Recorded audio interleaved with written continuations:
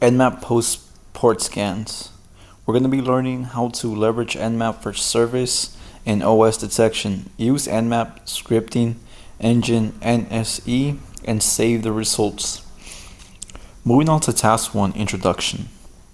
This room is the last in the Nmap series, part of the Introduction to Networking Security module. In this room, we focus on the steps that follow port scanning, in particular service detection, OS detection, Nmap scripting engine, and saving the scan results. Nmap live host discovery, Nmap basic port scans, Nmap advanced port scans, and Nmap port scans. In the first room of this series, we have learned how Nmap can enumerate targets, discover live hosts, and use reverse DNS to find interesting names. The second and third room of the series focus on the basic and advanced types of scans for network ports. In the last room, as shown in the figure below, we focus on how Nmap can be used to detect versions of the running services on all ports, detect the OS based on any signs revealed by the target, run Nmap traceroute, run select Nmap scripts, save the scans results in various formats. Moving on to, so first we have enumerate targets, second, discover live hosts, third, reverse DNS lookups, fourth is scan ports, detect versions, 6, detect OS, 7, traceroute, 8, scripts, and 9, write output. This room will focus on these steps and how to execute them after the port scan. Answer the question below. Ensure you have a solid understanding of how Nmap scan progresses and the stages it follows. Launch the attack box by using the Start Attack Box button, as you will need it to answer the questions in later tasks. And we will start it.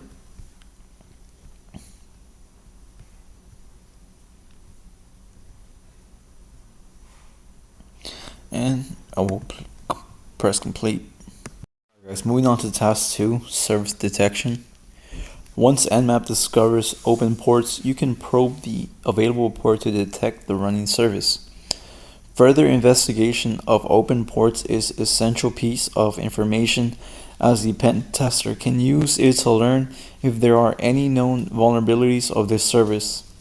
Join Vulnerability 101 to learn about searching for vulnerable services. Adding /s capital V to your Nmap command will collect the determined service and version information for the open ports. You can control the intensity with /version/intensity level, where the level ranges between 0, the lightest, and 9, the most complete. /s capital V /version/light has an intensity of 2, while /sv/version/all has an intensity of 9. It is important to note that using /s capital V will force Nmap to proceed with the TCP 3-way handshake and establish the connection. The connection establishes is necessary because Nmap cannot discover the version without establishing a connection fully and communicating with the listening service. In other words, stealth synchronized scan /s capital S is not possible when /s and capital V option is chosen. The console output below shows a simple Nmap stealth syn scan with the /sv option. Adding the /sv option leads to a new column in the output showing the version for each detected service.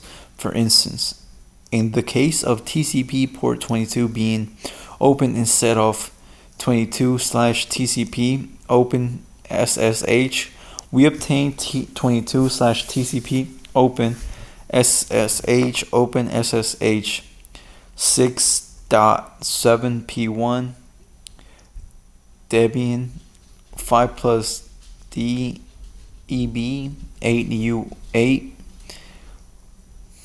Notice that the SSH protocol is guessed as a service because TCP port 22 is open. Nmap didn't need to connect. Nmap didn't need to connect to port 22 to confirm. However, /sv required connecting to this port to grab the service banner and any version information it can get, such as NGINX 1.6.2. Hence, unlike the service column, the version column is not a guess.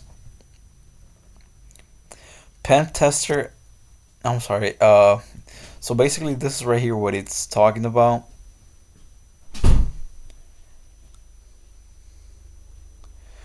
So we're going to move on to this. Note that many Nmap options require root privileges.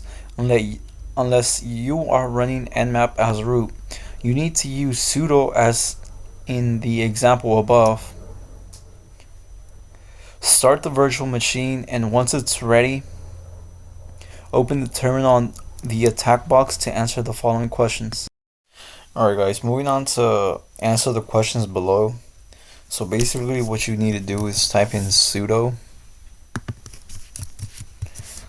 here, and I have this copy pasted. Oh, actually it's not that. I just copy and paste it because I'm a little lazy right now. And it's a lot faster.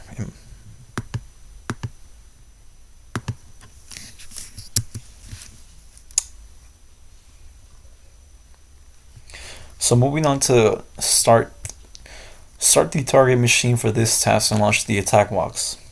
Run nmap/sv/version/light 10.10.221.221 via attack box. What is the detected version for port 143? So basically right here you just check what's on port 143, which is this right here. You would then copy paste that and click this. Which service did not have a version detected with /version light? That's this one right here, port 111. And then you just copy paste this right here onto there, and you should be good.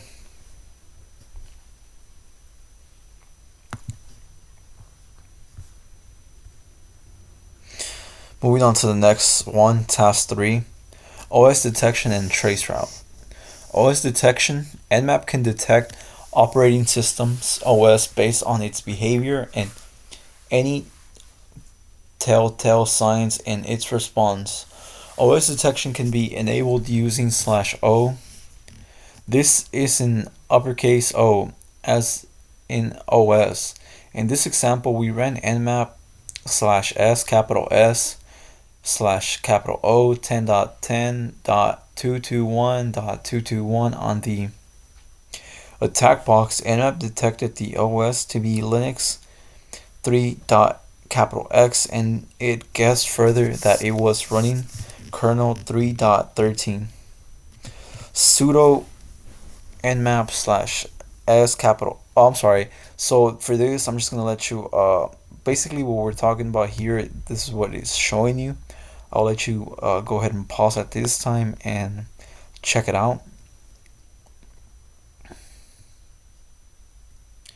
So the system that we scanned and attempted to detect its OS version is running kernel version 3.16. Nmap was able to make a close guess in this case. In another case, we scanned Fedora Linux system with kernel 5.13.14.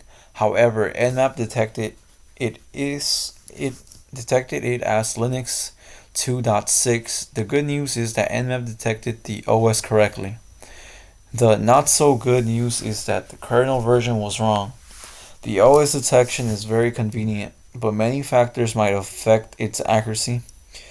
First and foremost, Nmap needs to find at least one open and closed port on the target to make a reliable guess. Furthermore, the guess OS fingerprints might get distorted due to the rising use of virtualization and similar technologies. Therefore, always take the OS version with a grain of salt. Traceroute. If you want Nmap to find the routers between you and the target, just add //traceroute. In the following example, Nmap appended a traceroute to its scan results. Note that Nmap traceroute working slightly different than the traceroute command found on Linux and macOS, or tracerp found on MS Windows. Standard traceroute starts with a packet of low TTL time to live and keeps increasing until it reaches the target. Nmap traceroute starts with a packet of high TTL and keeps decreasing it. In the following example, we executed nmap/s capital S //traceroute 10.10.221.221 on the attack box. We can see that there are no routers hops between the two as they are connected directly. It is worth mentioning that many routers are configured not to send ICMP time to live exceeded, which would prevent us from discovering their IP address. For more information, visit the active reconnaissance room. Moving on to answer the question below. Run nmap with /o option against 10.10.221.221. What OS did nmap detect?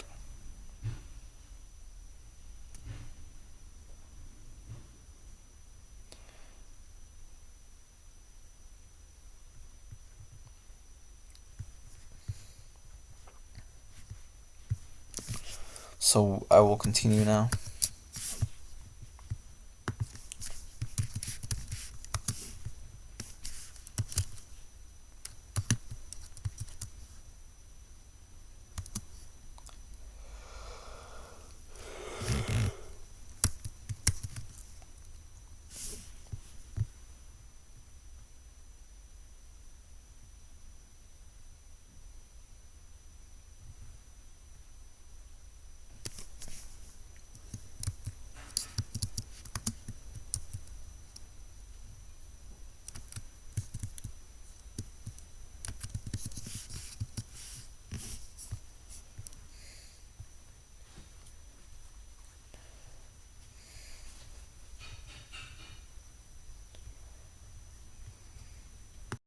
Alright guys, I actually was thinking about this one too hard. So you actually do it like this, nmap /o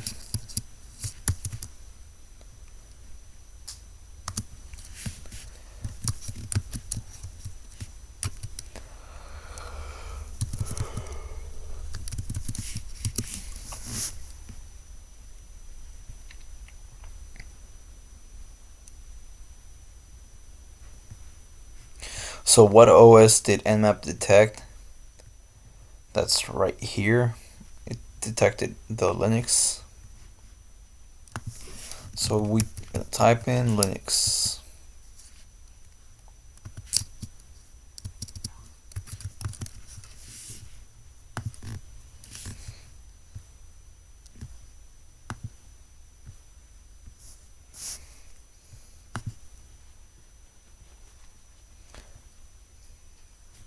Moving on to Nmap scripting engine, NSE. A script is a piece of code that does not need to be compiled. In other words, it remains in its original human readable form and does not need to be converted to machine language. Many programs provide additional functions via scripts. Moreover, scripts make it possible to add custom functionality that did not exist. Via the built-in commands, similarly, Nmap provides support for scripts using the Lua language. A part of Nmap scripting engine is a Lua interpreter that allows Nmap to execute Nmap scripts written in Lua language. However, we don't need to learn Lua to make use of Nmap scripts. Your Nmap default installation can easily contain close to 600 scripts. Take a look at your Nmap installation folder on the attack box. Check the files at /usr/share/nmap/scripts, and you will notice that there are hundreds of scripts conveniently named starting with the protocol they target. We listed all the scripts starting with HTTP on the attack box in the console output below. We found around 130 scripts starting with HTTP. With future updates, you can only expect the number of installed scripts to increase. And right here is an example of what it's talking about.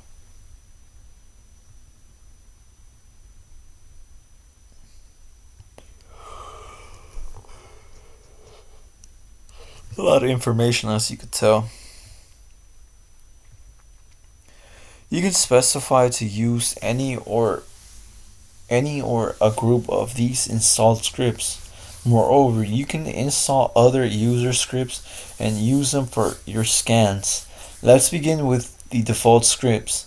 You can choose to run the scripts and in the default category using /script equals default, or simply adding /sc. In addition to the default categories include auth, broadcasts, brute, default, discovery, deuce, exploit, external, fuser, intrusive, malware, save, version, and volan. A brief description is shown in the following table. So we have auth, authentication related scripts. We have broadcast, discovery host by sending broadcast messages. We have brute, performs brute force passwords auditing against logins. Default scripts same as /s_c. Then we have discovery, which retrieves accessible information such as database tables and DNS names. We have dose, detects several vulnerables to denial of service. We have exploit, attempts to exploit various vulnerable services. Then we have external, checks using a third-party service such as Geo plugin and Virtual Total. Then we have fuzzer, launch fuzzing attacks, intrusive scripts such as brute force attacks and exploitation. Then we have malware, scans for backdoors. Then we have save scripts that won't crash the target. Version, retrieve service versions. Then we have vuln, check for vulnerabilities or exploits vulnerable services. Moving on, some scripts belong to more than one category. Moreover, some scripts launch brute force attacks against services, while others launch a DOS attacks and exploit systems. Hence, it is crucial to be careful when selecting scripts to run if you don't want to crash services or exploit them. When using Nmap to run a system scan against 10.10.221.221 and execute the default scripts in the console shown below, the command is sudo nmap /s/c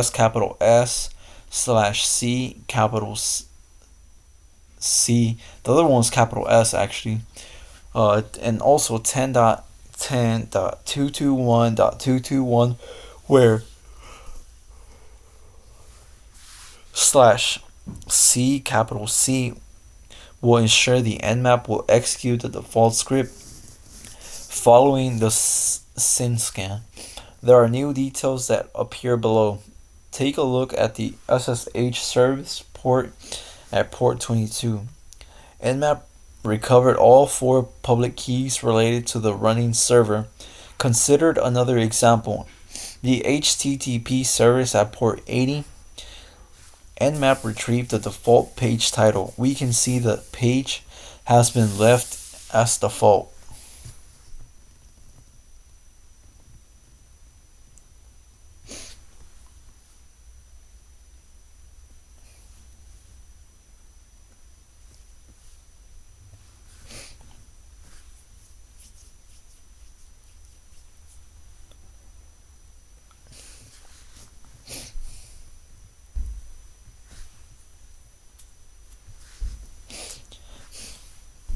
You can also specify the script by name using // script name, or a pattern such as // script FTP, which would include FTP brute. If you are unsure what script does, you can open the script file with a text reader, such as less or a text editor. In the case of FTP brute, it states performs brute force password auditing against FTP server. Sorry about that, guys. My dog is going crazy right now. You have to be careful as some scripts are pretty intrusive. Moreover, some scripts might be for a specific server, and if chosen at a random, will waste your time with no benefit.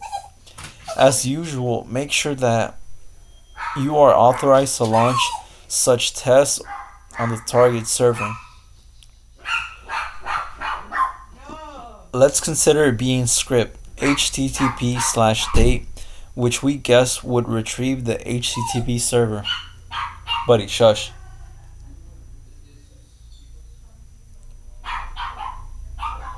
Which we would retrieve, buddy, shush. Retrieve the HTTP server date and time, and this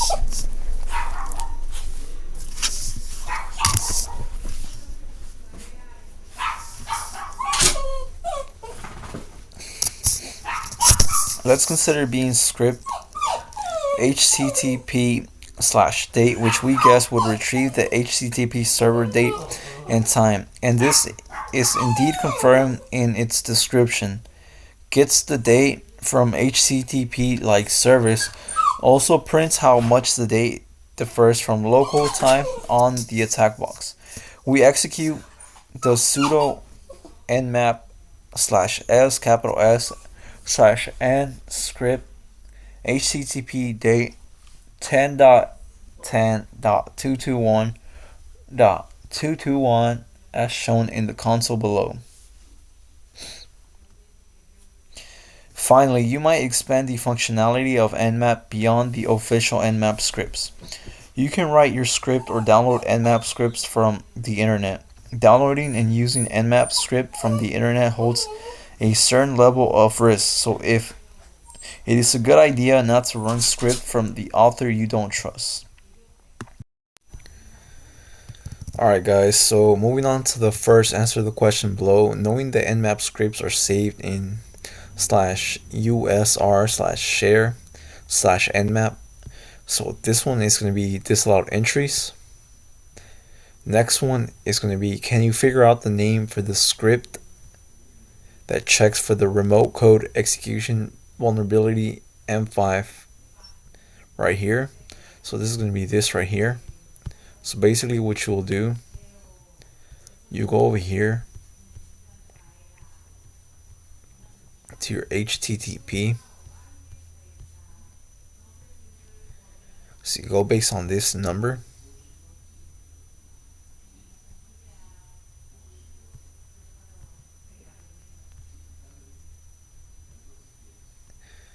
But yeah, so at the end of the day, it's going to be this right here.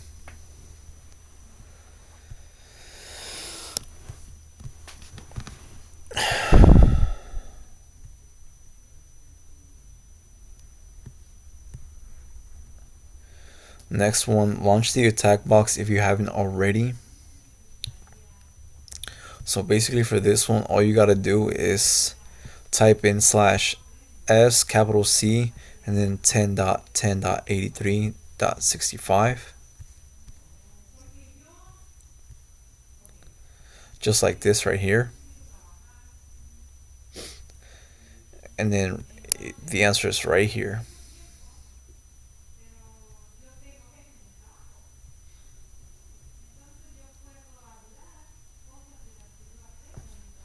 Right here. So the next one, based on this one, it's going to be right here. Diffie-Hellman group 14 SHA.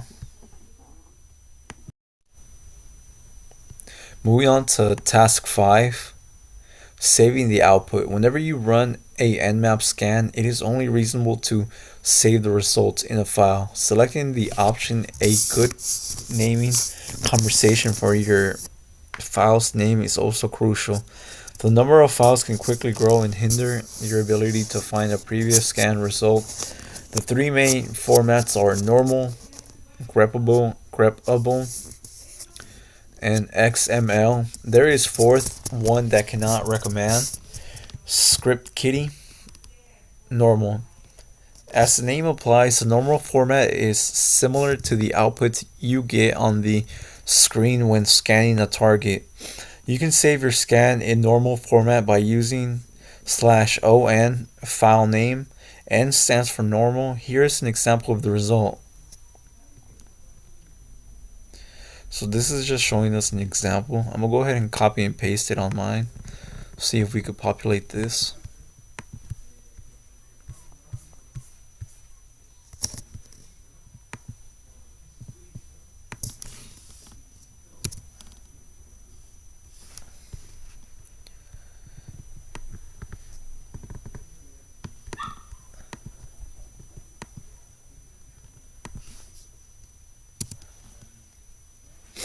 Nope, I tried though. So next one, greppable. The greppable format has its name from the command grep. Grep stands for Global Regular Expression Printer. In simple terms, it makes filtering the scan output for specific keywords or terms efficient. You can save the scan result in greppable format using /OG file name. The scan output displayed above is normal format and is shown in the console below using greppable format. The normal output is 21 lines. However, the greppable output is only 4 lines. The main reason is that Nmap wants to make each line meaningful and complete when the user applies grep. As a result, is in greppable output, the lines are so long and are not convenient to read compared to normal output. An example of grep is grep keyword text file. This command will display all the lines containing the provided keywords. Let's compare the output of using grep on normal output and greppable output. You will notice that the former does not provide the IP address of the host. Instead, it returns 80/TCP open HTTP nginx 1.6.2, making it very inconvenient if you are sifting through the scan results of multiple systems. However, that later provides enough information such as the host IP address in each line to make it complete.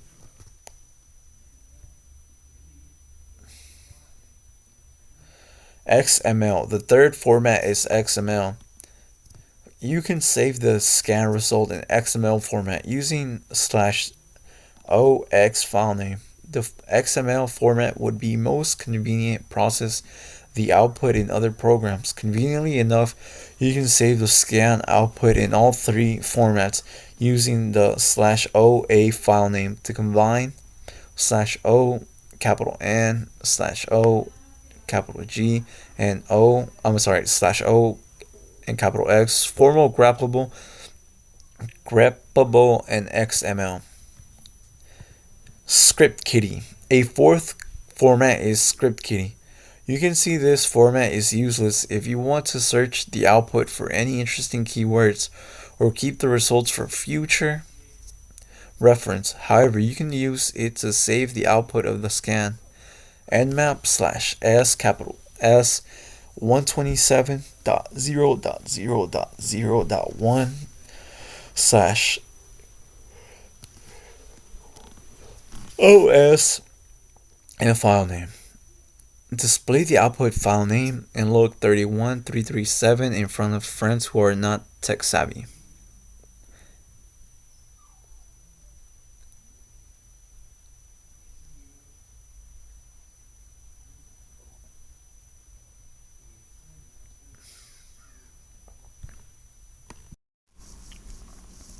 Alright guys, moving on to answer the question below. Terminate the target machine of the previous task and to start the target machine for this task on the attack box terminal. Issue the command sppentester at 10.10.27.155. So we're going to go ahead and get started. So I'm going to copy paste this. Paste. So now it's going to ask me to enter the password, which is right here.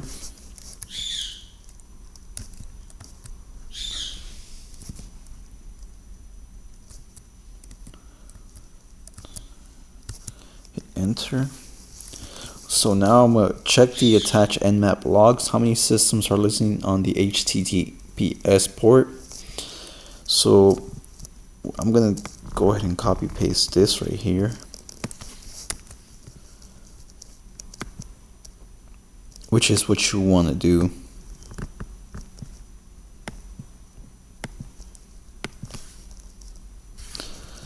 So this is going to find what we need, the HTTPS, what's being listened in right now.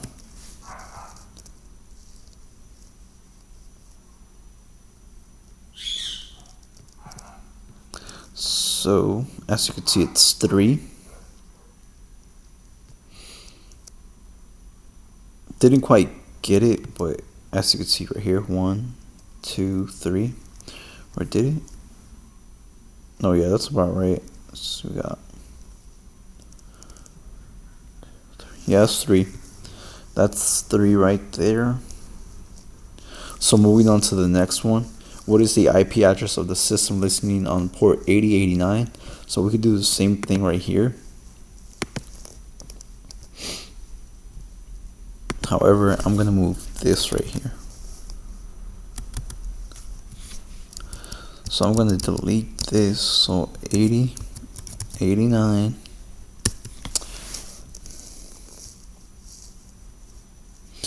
And here you go. Here's the IP address. So task 6 summary. In this room we learn how to detect the running services and their versions, along with the host operating systems. We learn how to enable the traceroute, and we covered selecting one or more scripts to aid in penetration testing. Finally, we covered the different formats to save, the scan results for future references. The table below summarizes the most important options we covered in this room. So we have /S_V, determine services, version info on open ports. Then we have /SV /version light, which is try most likely probes 2. And then we have /SV /version /all, try all available probes 9. /O, detect all OS. Then we have / traceroute, run traceroute to target. We have /script equals scripts, nmap scripts to run, /S_C, or /script equals default, and that runs default scripts. Then we have /A